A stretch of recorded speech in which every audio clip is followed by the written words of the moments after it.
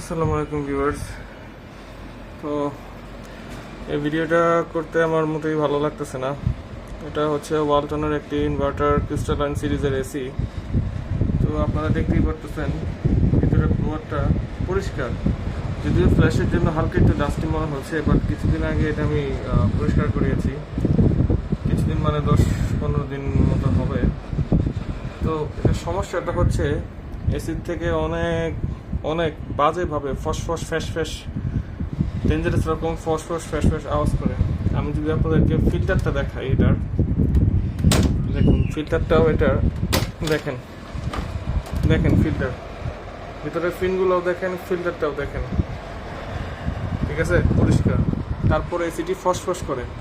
তো কম এই দেখেন, মাঝখান দিয়ে বাতাস নাই, আবার কখনো সাইড দিয়ে বাতাস নাই, কখনো এই সাইড দিয়ে বাতাস নাই। তো কোম্পানির থেকে যখন কন্ট্রাক্ট করি আমরা, তো ওনারা বলছে যে এসির হাইট কম।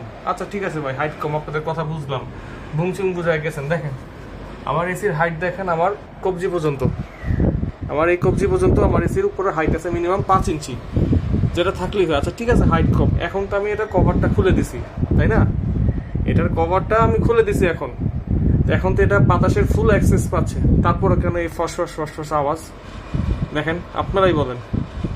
এটা খুলে দিচ্ছি আমি, ফিল্টারটা খুলে দিব, তারপরে এই ফসফস আওয়াজ, এই ফসফস আওয়াজ দেখেন, এখান দিয়ে বাতাস নাই, দেখছেন, একদম বাতাস নাই। আবার এই পাশ দিয়ে বাতাসের গ্যাপিং, প্রপার এয়ার ফ্লো নাই। কি কারণে ওয়ালটনের এসি এরকম? আমি তো ভাই না বুঝা ওয়ালটনের 3টা এসি কিনে ফেলছি। আমাদের 1 লক্ষ টাকা খরচ হয়েছে 3টা এসি কিনতে। শোরুম থেকে তো খুব বুংচুং তারা বুঝায় বলছে যে না, কিনেন, অনেক ভালো হবে, আপনাদের 1 বছরের রিপ্লেসমেন্ট দিছি। তো 1 বছরের রিপ্লেসমেন্টে আমি যে কয়বার আপনাদের সার্ভিসগুলো ডাক দিলাম, তো এই সার্ভিসের মধ্যে আপনারা আসলে কী করলেন? যে এসিটা তো সেল হয়েছে, কাস্টমারের বুংচুং বুঝায় কন্ডিশন অনুযায়ী শর্ত সাপেক্ষে 1 বছরের রিপ্লেসমেন্ট। এখন এটা আমার কি সমাধান দিবেন আপনারা যে 2 দিন পর পর, মানে আমি আপনারা বলি, একটা এসি সার্ভিসিং করানোর কি রকম 4 মাস 6 মাস, তো 10-15 দিন পর পর কি এটা সার্ভিসিং করানো সম্ভব?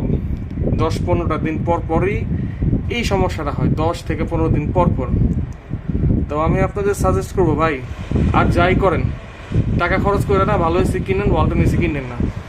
আমার ওয়ালটন এসি কেনার কিন্তু আপনার কম টাকা বা এই প্লাজাতে আমি কম রেট পেয়েছি সেটা না।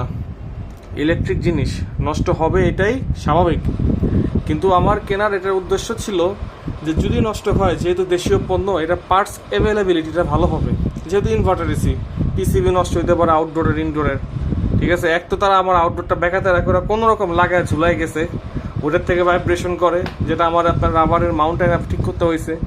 আবার এখন এসিটার এই অবস্থা, আমি ভাই পুরাই ডিসঅ্যাপয়েন্ট। এটা এই বছরের মার্চ এপ্রিলের পারচেস, দেখেন অবস্থা, আপনারাই বলেন। এই যে এখন তো খোলা, তো এখন কেন ফসফস করতেছে? কেন এখন এরকম আওয়াজ করে? সারাটা রাত ফসফস ফ্যাস করতেই থাকে নন স্টপ। আমি ভাই হাইলি ডিসঅ্যাপয়েন্টেড, এই জন্য রাগের মতোই কথা বলে আমি ভিডিওটা করলাম। আশা করি আপনারাও সতর্ক হবেন, আর এরকম প্রতারকদের কাছ থেকে, প্রতারক পণ্য কেনার থেকে বিরত থাকবেন, যেগুলো মানুষের দেখেন এরকমভাবে ঠকায়। এখন ওনাদের বললে ওনারা আসবো, একদম প্রেশার যে মেশিন আছে উড়া ধরে একদম সার্ভিস করবো, 15 দিন পর একই সমস্যা। আমি আপনাদের একটা কথা বলি, ওনারা যে প্রেশার বসে হাই পিএসআই জেটগুলো ব্যবহার করে, ওটার জন্য কিন্তু আপনার যে কপারের যে গোল্ডেন ফিনগুলা, যে পাতগুলো, সেটাও কিন্তু আস্তে আস্তে মাইক্রো সূক্ষ্ম লিকেজ হয়ে যায়, এবং এটা লায়াবিলিটি কিন্তু যে কিনে তার উপরে আসে। এসি মন চলে ম্যানুফ্যাকচার করে বানালাম, মার্কেটে ছেড়ে দিলাম, বাস শেষ আমার কাজ। ঠিক আছে ভিউয়ার্স, আমি প্রতারিত হয়েছি, আপনারা হয়েন না। আসসালামু আলাইকুম।